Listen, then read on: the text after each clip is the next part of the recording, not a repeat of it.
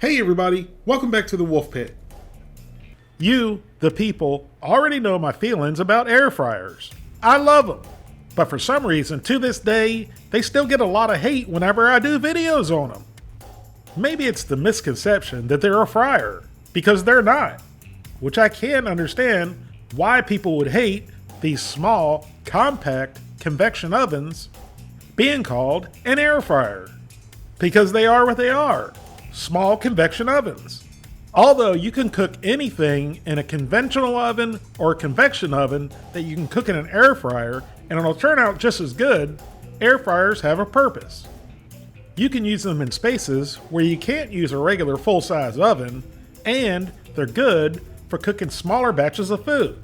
So they're very practical for dorm rooms, hotel rooms, prison cells, bathrooms, or for single people or one or two people. And with the exception of Scrapple, every single thing I've ever cooked in my air fryer has turned out fantastic.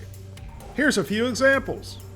Extra crispy fried chicken, extra crispy chicken wings, extra crispy veggie tots, numerous steaks like this ribeye, crab cakes, frozen clam strips, some sort of frozen pigs in the blanket thingies that my wife got, and frozen grilled cheese sticks. I didn't even know they made such a thing as frozen grilled cheese sticks, but they were also good. It also perfectly cooked semi-homemade pizzas in a hurry. Oh, did I forget to mention, this is a steak cooking machine.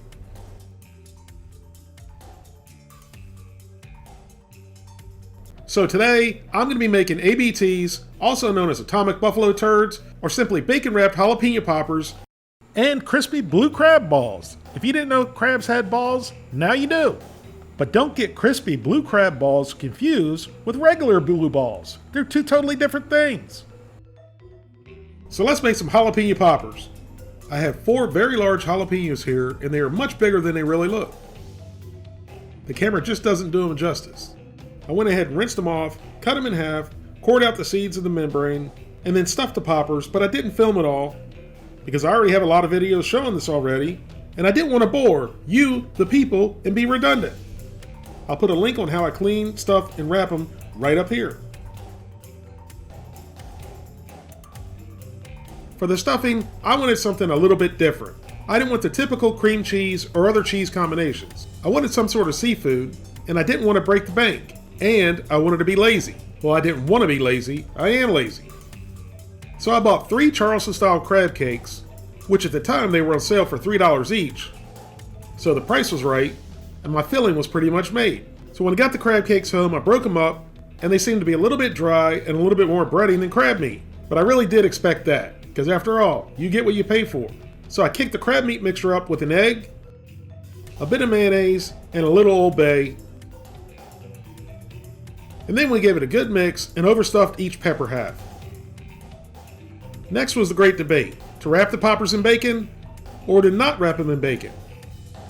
I definitely didn't want to overpower the little bit of crab meat with bacon.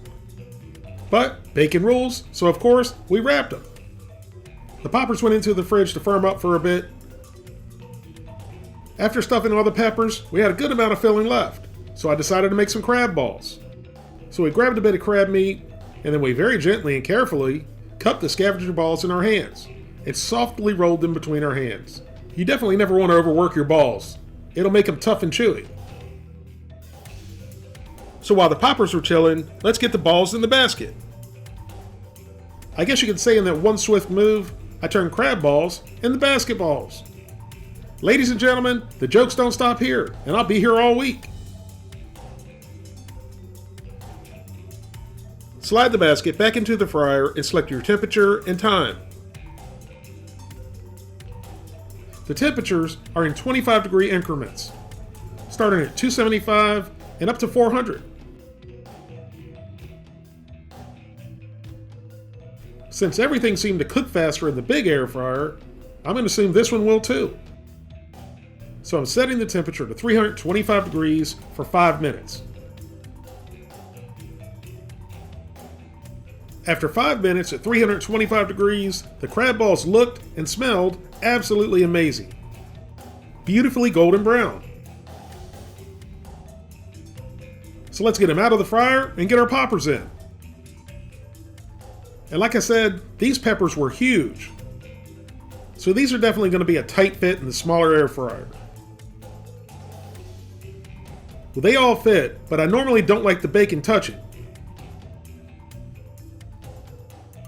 And we actually had to stack a couple poppers, which made me worry about achieving the perfect level of crispification. But that's why we're doing this video, to see if size matters.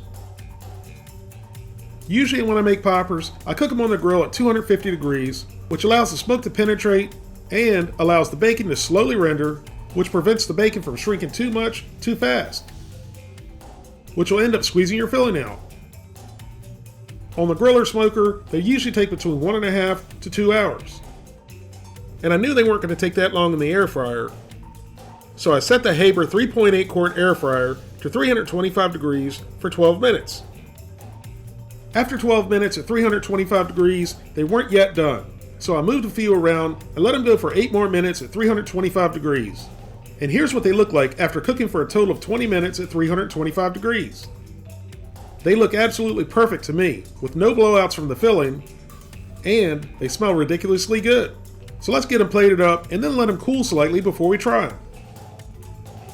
While the poppers were cooling, we gave the crab balls a try. With the crab balls, I made a little bit of cocktail sauce, which was simply equal parts prepared horseradish and ketchup. From a looks perspective, I couldn't have asked them to turn out any better. They're perfectly golden brown and crispy on the outside, while still nice and moist on the inside. And it's without that heavy, greasy taste or feeling in your mouth when you eat fried foods. There was quite a bit of breading in these pre-made crab cakes, but there was also a good amount of crab meat too. I really think the egg and the mayonnaise I added helped with the moisture in these. I'll make these again, but I'll use my own crab cake mixture. These were cooked absolutely perfect, and just to give you an idea of what they tasted like, they reminded me of deviled crab. The crab balls were disappearing at a rapid rate, and I didn't know why until I caught the little fella red-handed, trying crab for the first time.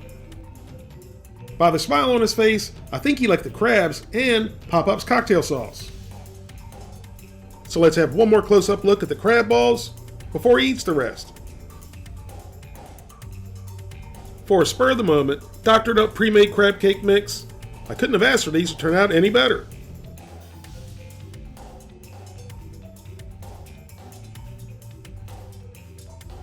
Now the poppers have cooled down enough, so let's give them a try.